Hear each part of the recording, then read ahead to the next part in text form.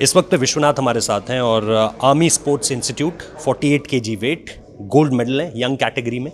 और विश्वनाथ, सबसे पहले तो बहुत बहुत कंग्रेचुलेशंस, बहुत बहुत शुभकामनाएं आपको।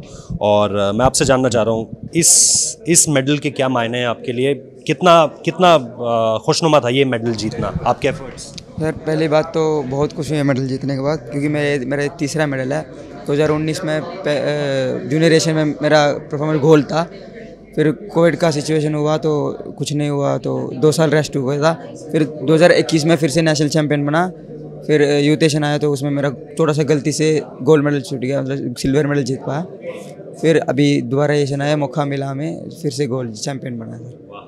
और एक चीज़ और आपसे जानना चाह रहा हूँ कि आर्मी स्पोर्ट्स इंस्टीट्यूट, इसके बारे में थोड़ा सा बताइए, ताकि जो यंग एज के लड़के हैं, लड़कियां हैं, वो थोड़ा आपसे जान पाएं कि इसके थ्रू आकर आप स्पोर्ट्स कैटेगरी में किस तरीके से अपने करियर को आगे बढ़ा सकते हो। इसके बारे में थोड़ा बताइए, क्या है, कहाँ से आपने सुना, कैसे एंट्री मिली? सर, मेरा पापा बॉक्सर थे, पहले बहुत पुराने बॉक्सर थे, मतलब सब जूनियर नेशनल सिल्वर मेडल थे वो लोग। तो उनके घर की वजह से बॉक्सिंग छोड़ना पड़ा उनको। तो उन लोग चाहते हैं कि मैं उन लोग वो जो भी छोड़े हैं तो मैं उन सपने को पूरे कर पाएँ। तो मैं अभी खड़ी रहा हूँ और करता रहूँगा साथ। तो मेरा पापा को आर्मी में जाना बहुत पसंद है सर। तो पापा कहीं ना कहीं बात करते हैं। मेरा ओपन ट्रायल हुआ था आर्मी स्पोर्ट्स इंस्टीट्यूट में, BSc का ट्रायल हुआ।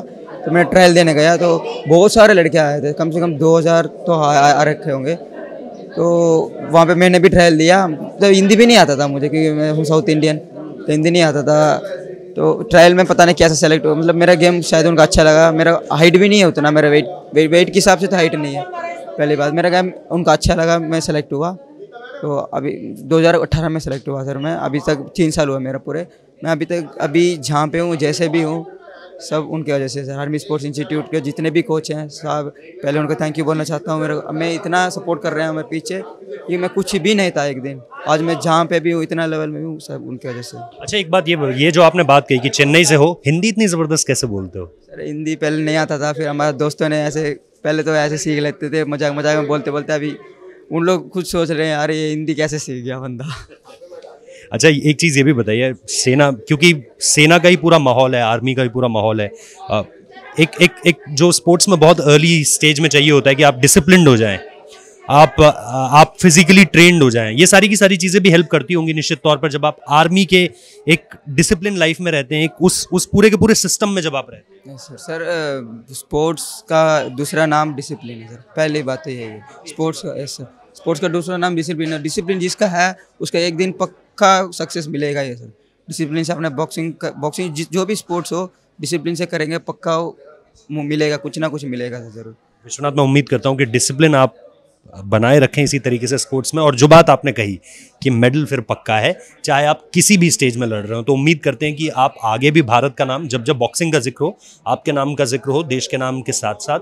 और मैं आपको बेस्ट विशेस देता हूँ। थैंक यू हमसे बात करने के लिए, thank you so much, it's an honour bro, thank you, thank you. तो आप विश्वनाथ थे, जिनके बारे में हमने आपको बताया कि एक तो आर्मी स्पोर्ट्स इंस्टीट्यूट और उसके साथ साथ फिर वहाँ से गोल्ड मेडल। तो ये एक अर्ली स्टेज में वो प्लेटफॉर्म इनको, एक तरीके से वो मंच इनको मिल चुका है, जहाँ पर आप देख रहे हैं कि काफ़ी सारी चीज़ें जुड़ गई हैं और यहाँ से फिर चीज़ें एक नॉच ऊपर जाती ही रहेंगी, ऐसी मैं उम्मीद करता हूँ। थोमचुक सुप्रिया इस वक्त पे हमारे साथ हैं, जो कि जूनियर कैटेगरी में सिल्वर मेडलिस्ट हैं, और उनकी भी अपनी कहानी है, उनका अपना सफ़र है, और इस सफ़र के बारे में ही थोड़ी सी बात करेंगे। सुप्रिया, पहले तो कंग्रेचुलेशंस ऑन सिल्वर मेडल। थोड़ा सा बताइए कैसा रहा कंपटीशन, सिल्वर मेडल तक का सफ़र इस टूर्नामेंट में किस तरीके से रहा आपका?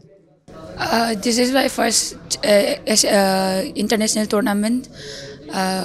मैं बहुत खुश हूँ और मैं नेक्स्ट टाइम में गोल लेने के लिए मैं कोशिश करूँगी।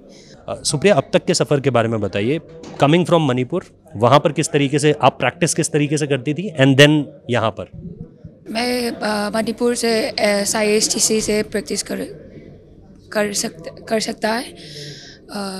और मेरा फैमिली बहुत सपोर्टिव है।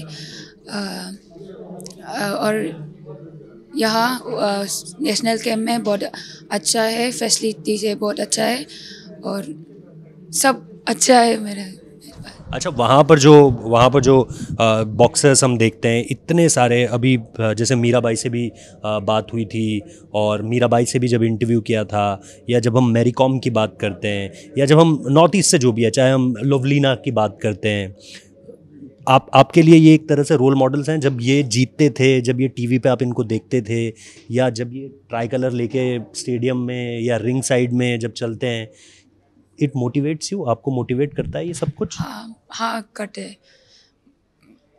इनके बारे में आप कुछ बताना चाहेंगी? Who inspire you? कुछ इंस्पिरेशन है? हाँ मेरी कॉम। हाँ मेरी कॉम। आपने कभी बात की है उनसे, मैरी कॉम से? नहीं। करना चाहेंगी? हाँ चाहिए।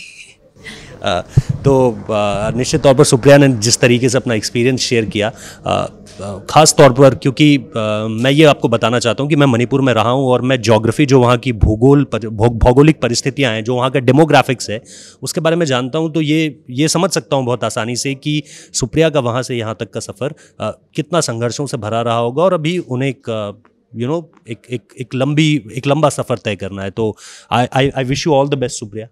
थैंक यू सो मच हमसे बात करने के लिए, एंड आई विश कि आप इंडिया के लिए इसी तरीके से जो है मेडल्स और सक्सेस लाती रहें। थैंक यू सो मच हमसे बात करने के लिए।